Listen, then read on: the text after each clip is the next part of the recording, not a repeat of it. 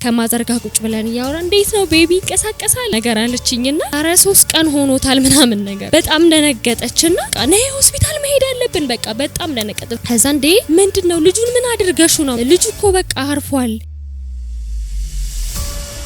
መኪና ውስጥ ሁሉ ጊቢ ነበር። መንገድ ላይ ሁሉ አለቅስ ነበር። ይሄ ፊቴ እንደዚህ አልነበረም። ሁለት አይነት ከለር ነበር ፊቴ። መሞት ነበር የምፈልገው። በህይወት መኖር አልፈልግም። መንገድ ላይ አለቅስ ነበር። እግዚአብሔርን አማርር ነበር። ለምን ፈጠርከኝ? ቤተክርስቲያን ማልሄድም ኦልሞስት ወጥቻለሁ ከጌታ ቤት። እንዴት ነው ህይወቴ ነገር እንዴት አይነት ህይወት ነው ምኖረው? ስለ ቤተሰብ ያስባለሁ፣ ስለ ወደፊት ያስባለሁ። ነገር ግን ምንም አይነት በቃ ምንም የሚታየኝ ነገር አልነበረም። በጭንቀት ውስጥ በፍርሃት ውስጥ ነበርኩኝና ተኝቼ የምሰማው ድምጽ መጥፎ ድምጾችን ነበር የምሰማው። በህልሜ የማያቸው ነገር ሁሉ በቃ በጣም የሚያስፈሩ ነበሩና ኢቭን ለቤተሰቤ እንኳን አልተናገርኩኝም ነበርና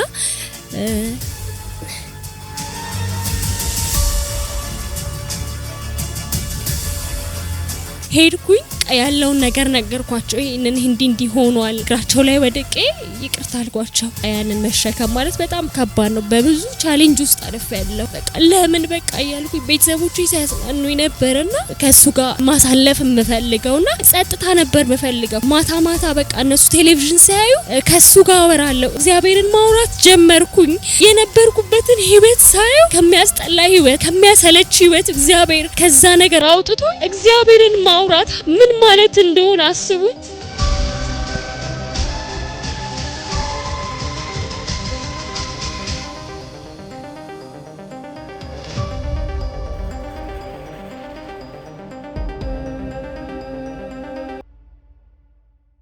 ስሜ ትህትና ስዩም ይባላል። የመጣሁት ከዱከም ከተማ ነው። ወደዚህ ቤተክርስቲያን የመጣሁት የካቲት መጨረሻ አካባቢ ነው። ወደዚህ ቤተክርስቲያን ከመምጣቴ በፊት በህይወቴ ደስተኛ አልነበርኩም። ሰላም አልነበረኝም። በጣም ነበር የምጨነቀው። ከቤተሰቦቼ ጋር ማልስማማም። ቤተክርስቲያን አልሄድም። ከ3 አመት በላይ ቤተክርስቲያን ሄጄ አላቅም። ከጌታ ቤት ወጥቼ ነበረ። ነገር ግን ከጌታ ቤት ከወጣው በኋላ ምንም አይነት እርካታ የለኝም። ደስተኛ አልነበርኩም። መሞት ነበር የምፈልገው። በህይወት መኖር አልፈልግም ነበረ። በቃ መንገድ ላይ አለቅስ ነበረ። እግዚአብሔርን አማርር ነበረ። በጣም ነበር እግዚአብሔር ለምን ፈጠርከኝ? እንደዚህ እንድኖር ነው የፈጠርከኝ ብዬ እግዚአብሔርን እጅግ በጣም አድርጌ አማርር ነበረና እኔ ያው መምህር ነኝ። በማስተምርበት ትምህርት ቤት ውስጥ አንድ ስታፍ ነበረ። ከርሱ ጋር ተዋወቅኩኝ። ከዛ በኋላ ያው ጓደኝነት ጀመርን። ለ4 አመት ያህል አብረን ቆየን። ግን በዛ ውስጥም ግን ደስተኛ መሆን አልቻልኩም። ደስታ ያለ መስሎኝ ነበር በዛ ውስጥ። ነገር ግን ደስተኛ አልነበርኩም። አንስማማም ከሱ ጋር። ቤተክርስቲያንም ከሱ ጋር በነበርንበት ጊዜ ቤተክርስቲያን አልሄድም ነበረ። ከሱ ጋር ምንም አይነት ማንም በቃ ዓለማዊ ሰው የሚያደርገውን ነገር ነበር ማደርገው።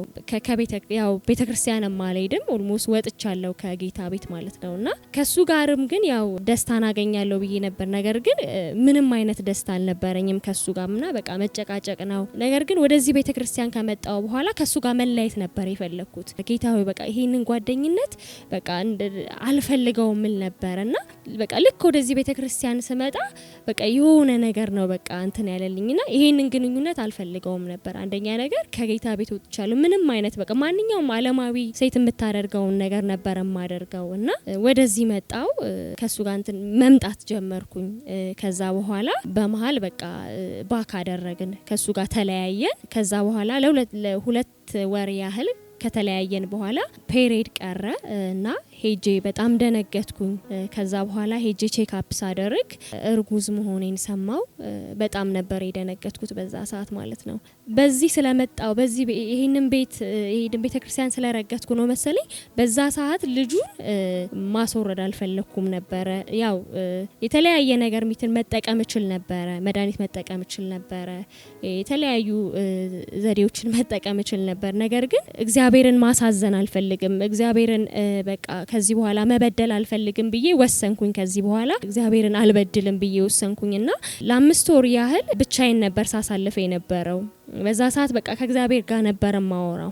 በቃ እኔ እግዚአብሔር ድንቅ በቃ ያደርግልኛል ብዬ ነበር፣ የሆነ ነገር እንደሚያደርግልኝ ነበር ያን ያሰብኩትና ከዛ በኋላ እኔ ወደዚህ ቤተክርስቲያን ስመጣ መንፈሳዊ አባቴን እጅግ በጣም አድርጌ ነበር የወደድኩት። ወደዚህም ስመጣ የሚያስተምረኝ በቃ ጥሩ የሆነ ሰው ነበር የምፈልገውና ወደዚህ ቤተክርስቲያን ስመጣ መንፈሳዊ አባቴን እጅግ በጣም አድርጌ ልቤ በጣም ነበር የተቀበለውና ከዛ በኋላ በቢሮ አገኘሁትና ያለውበትን ሁኔታ ነገርኩት እና መከረኝ እንዳባት እጅግ በጣም በቃ ሪሊ ሆነ አባት የትውልድ አባት ነው መንፈሳዊ አባታችን አፖስትል ይነቃቸውና ከዛ በኋላ ያለውን ነገር ይመክረኝ ነበር። በቃ እንደዚህ ብዙ በቃ አቅጣጫዎችን ያሳየኝ ነበርና በቃ ህይወቴ እንዲቀየር በጣም ብዙ ነገር እንትን ይል ነበርና በጣም በተደጋጋሚ ይመክረኝ ነበርና አንድ ጊዜ በቃ ወስኚ ከወሰንሽ በኋላ እኔ ጸልይልሻለሁ አለኝ። ከዛ በቃ ወሰንኩኝ ከሱ ጋር ያለኝን ግንኙነት ማለት ነውና ጸለይልኝ እና በቃ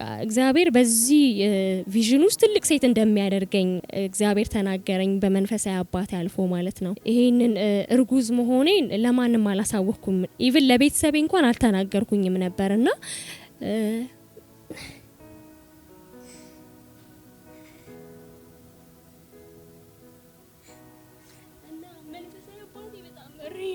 አባት ነው፣ እውነተኛ የትውልድ አባት ነው እና በቃ መጥቼ ነገርኩት ለሱ ነበረ።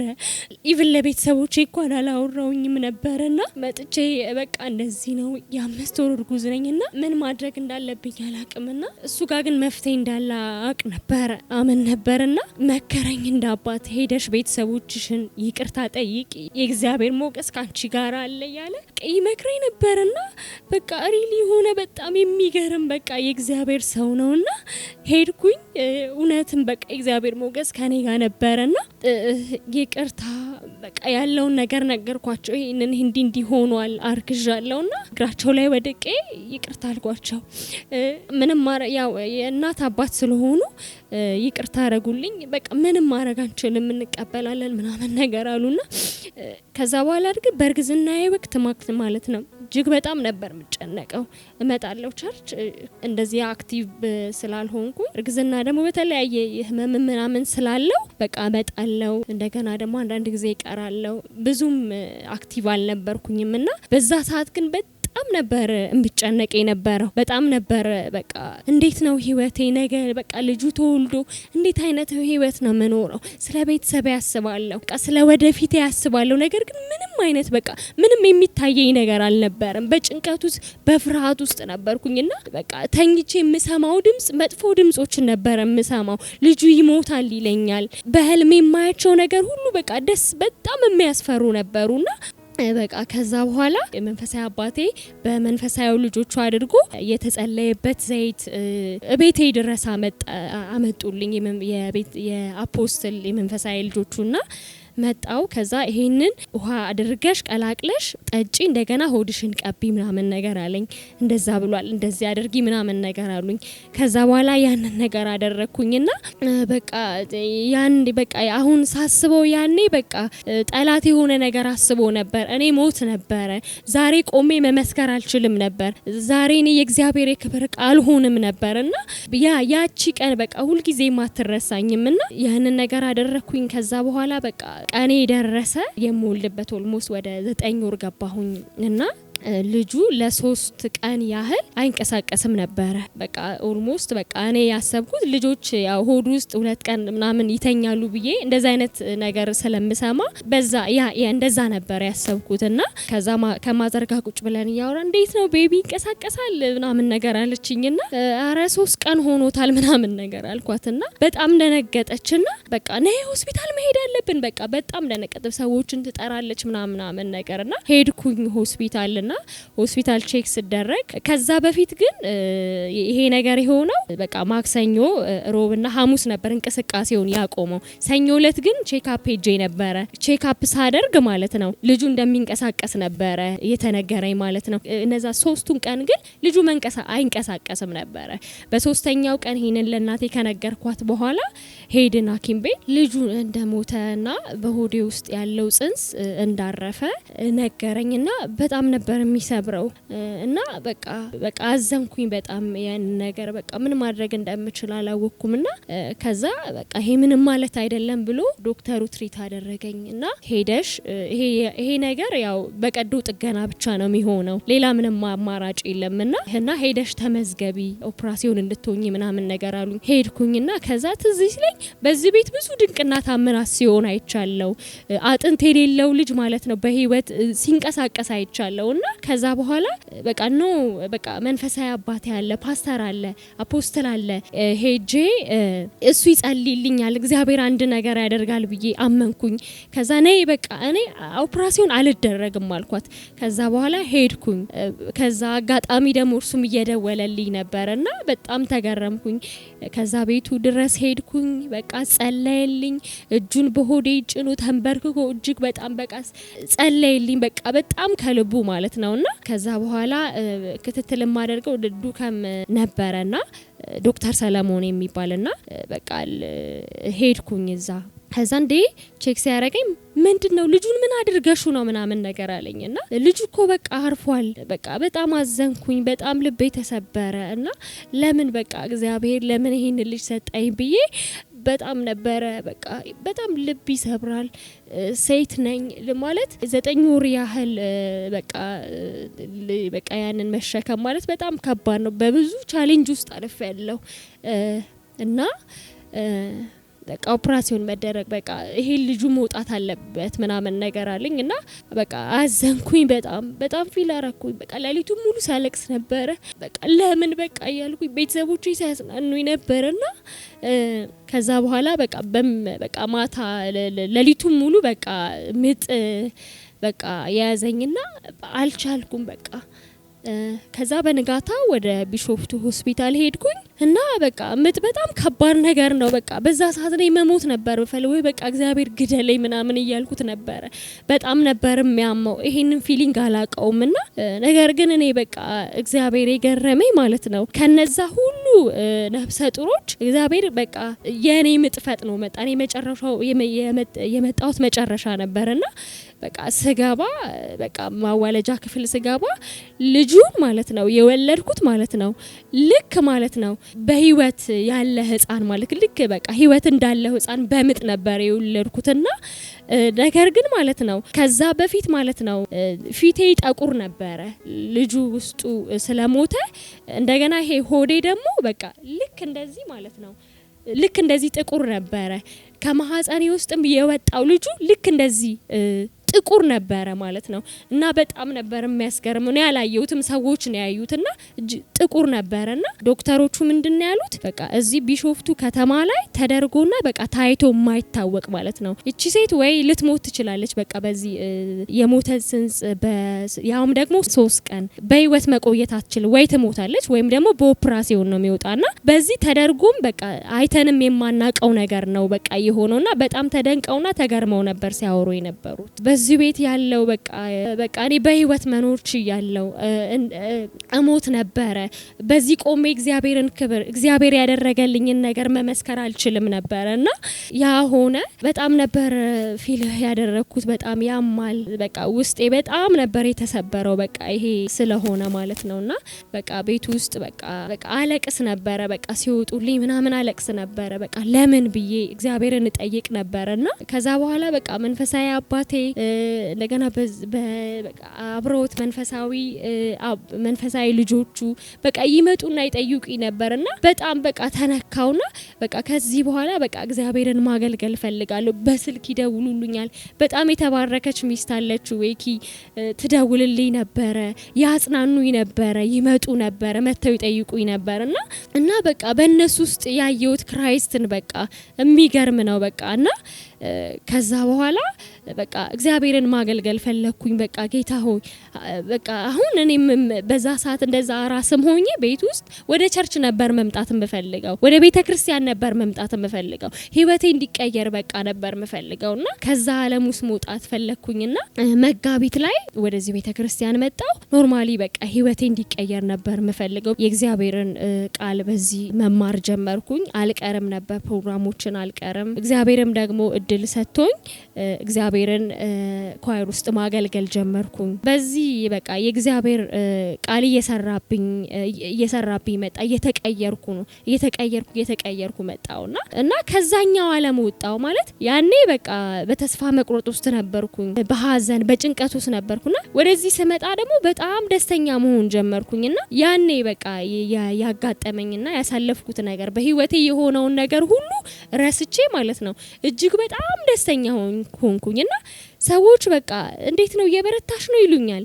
ከዛ ምንድነው የሚሉት ምናምን ብዬ እስከ መርሳት ድረስ ማለት ነው እዚህ ቤት ያለው ቅባት በቃ ይሄን ያህል ነው ትዝ አይለኝም ሁላ ማለትና ያ የተሰበረው ልቤን ያያዘንኩበትን ነገር በቃ መንፈስ ቅዱስ በቃ አጠንክሮኝ በቃ ጠንካራ ሰው አደረገኝና 2 ዲግሪ አለኝ። በ6 ኪሎ የመጀመሪያ ዲግሪን ይዣለሁ። ሁለተኛ ዲግሪን ደግሞ አድማስ ኮሌጅ በአካውንቲንግ የተማርኩ ነበር። እሰራለሁ፣ ገንዘብ አገኛለሁ፣ ግን ምንም አይነት እርካታ አልነበረኝም። ሰው ሁሉ የሚያስፈልገውን ነገር መሰረታዊ የሆኑ ነገሮችን አገኝ ነበር። የተማርኩ ሴት ነኝ። እንደገና ደግሞ ሰርቼ ነው እንደገና እምወጣውና ገንዘብ አለኝ። የሚያስፈልገኝ ነገር ሁሉ ማድረግ እችላለሁ። ነገር ግን በዛ ሰዓት እኔ ደስተኛ አልነበርኩኝም። በጣም ሀዘንተኛ ነኝና አሁን ግን በዚህ ከመጣው በኋላ እጅግ በጣም ደስተኛ ሆኛለሁ። በዛ ሰዓት በጣም መኪና ውስጥ ሁሉ ጊቢ ነበር። መንገድ ላይ ሁሉ አለቅስ ነበር። ይሄ ፊቴ እንደዚህ አልነበረም፣ ጥቁር ነበር። ይሄ እንዳለ ይሄ ፊቴን በቃ ማለት 2 አይነት ከለር ነበር ፊቴ። ምንም ያጣውት ነገር የለም፣ ግን በቃ ውስጤ በቃ ደስተኛ አይደለም። እርካታ አላገኘሁም። በቃ ደስተኛ አልሆንኩም። በቃ ደስታ ያሉበት ቦታ ሁሉ ሄድኩኝ፣ ግን ከዛ ግን ደስታን ማግኘት አልቻልኩኝም። እርካታን ማግኘት አልቻልኩኝም። ወደዚህ ቤተክርስቲያን ግን ስመጣ ከመንፈስ ቅዱስ ጋር የነበረኝ ህብረት ከሱ ጋር በህልውናው ማሳልፈው ነገር የበለጠ ደስታ ሰጠኝ። ምንም በቃ ገንዘብ ምናምን አይደለም። በቃ ግን በቃ ሰዎች ራሱ እንደዚህ ሲያማርሩ እኔ በቃ እንደዚህ አይነት ነገር ሁሉ መስማት አልፈልግም ሁላ። ምክንያቱም በቃ እኔ ደስታ ውስጥ በቃ እኔ ውስጤ ውስጥ በቃ ደስታ በቃ ተፈጥሯል። በቃ የተለየ የሆነ ደስታ ነው የተሰማኝና እለት ወደዚህ በቃ ቸርች በቃ እናፍቅ ነበረ። መቅረት አልፈልግም። መንፈስ ቅዱስ በኃይል ይነካኛል። በቃ እግዚአብሔር በቃ ህይወቴን እየቀየረ እየለወጠ መጣና ከዛ በኋላ እግዚአብሔርን ቃል በቃ መንፈሳዊ አባቴ ሲያስተምር በዚህ መጥቼ እሰማ ነበረ። በህይወቴ በቃ መቀየር ነበረ። ወደዚህ አላማዬ ምንድነው? ከመጋቢት ጀምሮ ወደዚህ ለመምጣት ያሰብኩት ለመቀየር ነበረ። እግዚአብሔር ህይወቴን እየቀየረና ደስ የሚለኝ ቃል አለ። መንፈሳዊ አባታችን ብዙ ጊዜ ይሄንን ነገር አስተምሮናልና ጻድቅ በእውቀት ይድናል፣ ጻድቅ በእውቀት ያመልጣል፣ ጻድቅ በእውቀት ነፃ ይወጣልና እግዚአብሔር በዚህ ቤት ባለው እውቀት ነፃ አውጥቶኛል፣ ድኛለሁ። ከነበርኩበት ነገር እግዚአብሔር አሳርፎኛል፣ ነፃ አውጥቶኛልና ምክንያቱም በቃ ህይወቴ እንዲቀየር ነበር የምፈልገውና መንፈሳዊ አባቴ ሲያገለግል ብዙ ጊዜ የምጠይቃቸው ጥያቄዎች ነበሩና ለራሴ ማለት ነውና ስለ መንፈስ ቅዱስ ያለኝ እውቀት ብዙም አልነበረም። መንፈስ ቅዱስ እንዲነካችሁ ፍቃዳችሁን ስጡ ይላል ብዙ ጊዜ ማለት ነውና ብዙ ጊዜ መሰዊያ ላይ እንዲሁም በቃ ሲቆጣ ሰማለውና አንደርስታንድ አላረኩም። እውቀቱ ብዙም አልተገለጠልኝም በዛ ሰዓት ማለት ነውና መንፈስ ቅዱስና በቃ እንዲነካችሁና እንዲነካኝ ፈልግ ነበር። በጣም ነበር ጠማው ነበር። በቃ እንዲነካኝ በጣም ነበር በቃ የምፈልገውና በቃ ፈቃዴን ሰጠው ነበር። መንፈስ ቅዱስ ይነካኝ ነበር።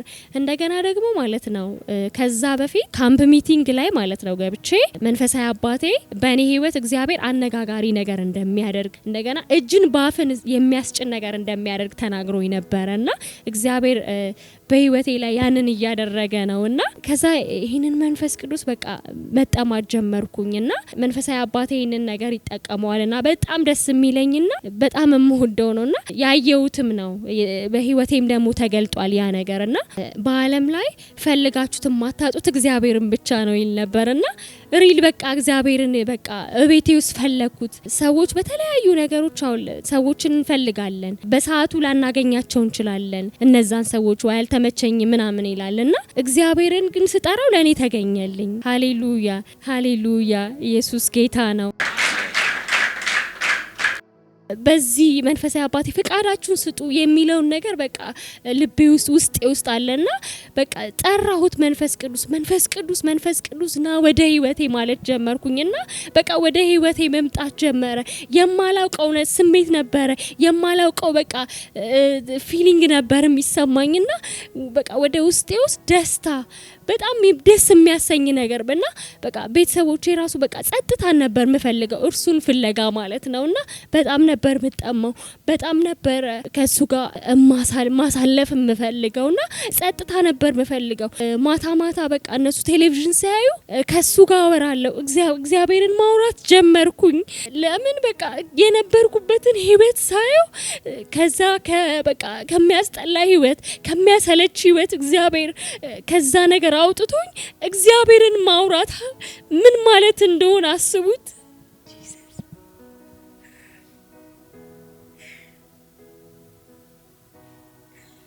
ደስተኛ አልነበርኩም በዛ ሰዓት መሞት ነበር የምፈልገው አሁን መኖር ነው የምፈልገው በጣም ደስተኛ ነኝ ሰላም አልነበረኝም አሁን ከኔ አልፎ ለብዙዎች ሰላምን ያከፋፈልኩኝ ያለው ለብዙዎች እግዚአብሔር መትረፍ ያተረፈኝ ነው ለብዙዎች መፍትሄ ያደረገኝ ነው የሱ የክብር ቃ ያደረገኝ ነውና ሳነጻጽረው በቃ አሁን በጣም ደስተኛ ነኝ በቃ ምንም ቢኖረኝም ባይኖረኝም በቃ እግዚአብሔር መልካም ነው ይያልኩ ነው ምኖረው ያን እግዚአብሔርን አማር ነበር አሁን ግን እግዚአብሔርን አመሰግነዋለሁ በሆነልኝም ነገር በችግር ውስጥ ባልፍ በተለያዩ ነገሮች እንኳን ባልፍ ነገሮች ቢሳኩም ባይሳኩም እግዚአብሔርን አመሰግነው አሁን የምስጋና ሰው ሆኛለሁ በነገር ሁሉ እግዚአብሔርን አመሰግናለሁ ስነሳ ከእንቅልፌ እግዚአብሔርን ያመሰግንኩ ነው መነሳው እግዚአብሔር እለት እየቀየረኝ ነው ይሄ ፊቴ እንደዚህ አልነበረም ይሄ እንደዚህ ፊቴ እንደዚህ አልነበረ እግዚአብሔር የልጅነት መልኬን የመለሰው እንደገና ነው እግዚአብሔር የወለደኝ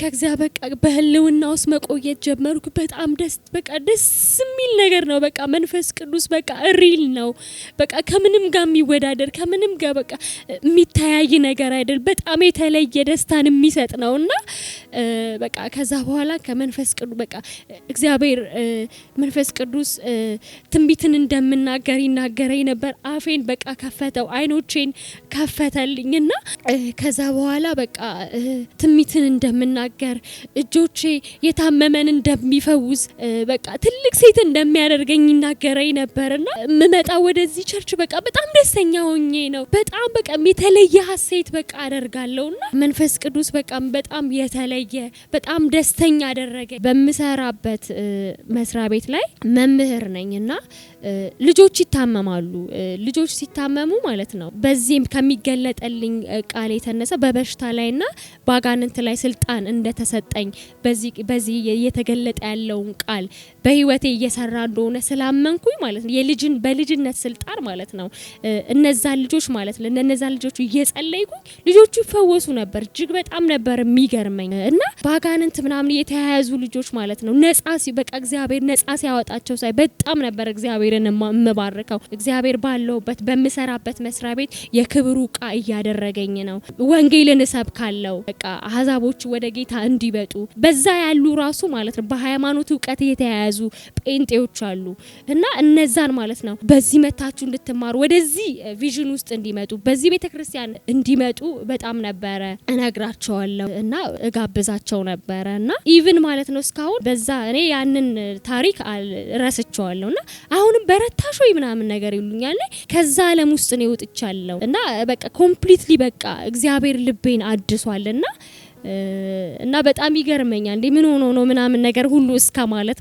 ነው እኔ አሁን ሌላ ዓለም ውስጥ ገብቻለሁ ከዛ ዓለም ወጥቼ ከጨለማው ዓለም ወጥቼ አሁን ወደሚደነቅ ብርሃን ገብቻለሁ ለዓለም ሁሉ እኔ አሁን ብርሃን ነኝ ለብዙዎች ደግሞ እየተረፍኩኝ ነው እግዚአብሔር ስሙ የተባረከ ይሁን ሰዎች ስለኔ ያወሩ ነበር እንዴት ነው የምትሆነው እንዴት አይነት ህይወት ነው የምትኖረው በጣም በብዙ ነገር በጣም ነበር የሚያስቡትና አሁን በቃ ህይወቴ ተቀይሮ ምናምን ሲያው በጣም ነው የሚገረሙት በጣም በቃ እግዚአብሔር አይምሮዬን ሰርቷል በዚህ ቸርች እፈራ ነበር አሁን ፍርሃት ከኔ ህይወት የለም አሁን በክርስቶስ አሁን ከፍርሃት መንፈስ ነፃ ወጥቻለሁ ለብዙዎች ደግሞ እኔ ውስጥ ያለው ሰላም እያከፋፈልኩኛል በሄድኩበት ሁሉ ለቤተሰቦቼም እንደዛው ማለት ነውና ይሄ ግሬስ በኔ ህይወት ሰርቷልና ሰዎች እጅግ በጣም ነው የሚደነቁት ከኔ አልፎ ይሄ ግሬስ እዚህ ቤት ያለው ግሬስ በመንፈሳዊ አባቴ ያለው ግሬስ ማለት ነው ከኔ ህይወት አልፎ ቤተሰቦቼን ሁሉ ማለት ነው በቃ ለቤተሰቦቼ ጸልያለሁ ቤተሰቦቼን ወደዚህ ጋብዛለሁ አባቴ ሽንቱን መቆጣጠር አይችልም ነበር። በቃ ልብሱ ላይ ሁሉ ያፈስ ነበር በቃ ሽንቱን ማለት ነውና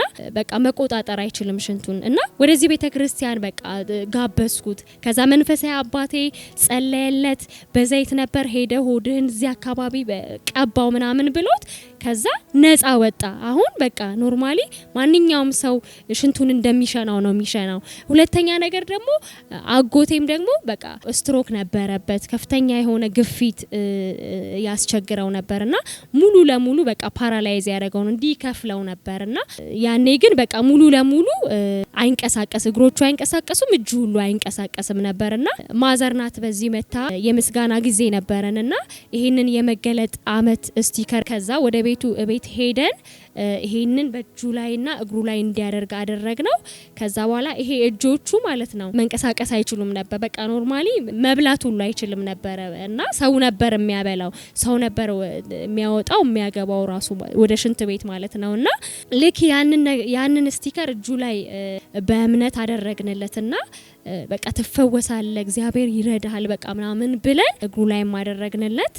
በንጋታው ስንደውልለት በቃ ልጆቹ መንቀሳቀስ ጀመሩ። ይሄ መብላት አይችልም እቃ ማንሳት አይችልም ነበር እነዚህ ሁለቱ እጆቹና ኮምፕሊት በቃ መነሳት መንቀሳቀስ ጀመረና አይበላም ነበር ራሱ አሁን ራሱን ችሎ መብላት ጀምሯል። እና በቃ በቤተሰቦች እጅግ በጣም ከኔ አልፎ በዚህ ቤት ያለው ቅባት በመንፈሳዊ አባቴ ያለው ቅባት ከኔ አልፎ ቤተሰቦች ካሉበት ነገር የታመሙትን እየፈወሰ ነው ያለው። እና አክስቴም በዚህ መታ በጣም የመተንፈስ ችግር ነበረባትና መተንፈስ አትችልም ነበር። እሷም እንደዚህ ከግፊት ጋር የተያያዘ ነገር ነበረባትና መንፈሳዊ አባቴ በውሃ ጸልዮላት ማለት ነው ተፈውሳ አሁን ሰላም ሆናለች። አሁን በመላው ዓለም ይሄንን ምስክርነት የምትሰሙ ሰዎች በዚህ ቤት በጣም የተገለጠ የእግዚአብሔር እጅ አለ የሚቀይር የሰዎችን ህይወት የሚለውጥ። መንፈሳዊ አባቴ እንዲሁም እንደዚህ ይላል በሽተኛ ሆነ ወደዚህ ቸርች ልትመጣ ትችላለህ በሽታህን ግን ይዘህ መሄድ አትችልም። ብዙዎች በቃ ዳሃ ሆነው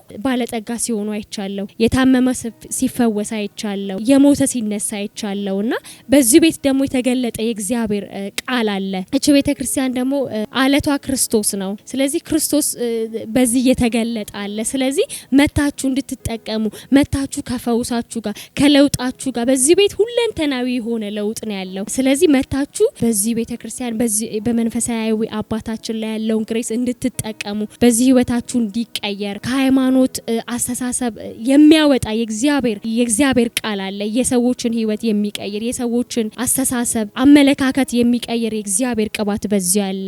መንፈሳዊ አባቴ ደግሞ ሪሊ ሆነ እግዚአብሔር ታላቅ የሆነ የእግዚአብሔር ሰው ነው። ሪሊ ሆነ ክርስቶስን በቃ የሚኖር በቃ ክርስቶስ አይነት ህይወት ያለው ሰው ነው። መድረክ ላይና ቤቱ እርሱ አንድ ነው። ክርስቶስን ነው የሚኖረው የእግዚአብሔርን ቃል ነው የሚኖረውና በመንፈሳዊ አባታችን ላይ ያለውን በሱ ላይ ያለውን ግሬስ መታችሁ እንድትጠቀሙ እላለሁ። አመሰግናለሁ። ይህንን ቪዲዮ ስለተከታተላችሁ እናመሰግናለን። ሌሎች የምንለቃቸውን ቪዲዮዎች በፍጥነት እንዲደርሱ ከታች ያለውን የሰብስክራይብ በተን እንዲሁም የደውል ምልክቱን በመጫን ቤተሰብ መሆን የሚችሉ መሆኑን በትህትና እንገልጻለን።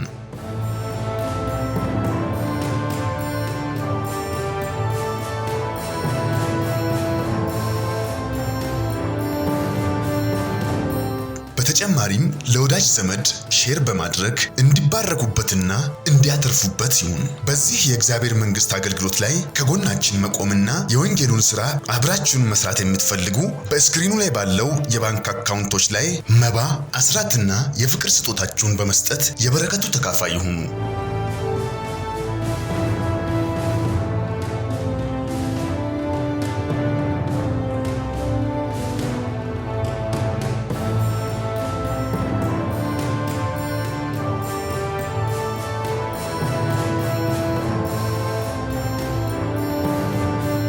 ቮይስ ኦፍ ጋድ ቲቪ ወርልድ ዋይድ ትክክለኛ የለውጥ ድምጽ።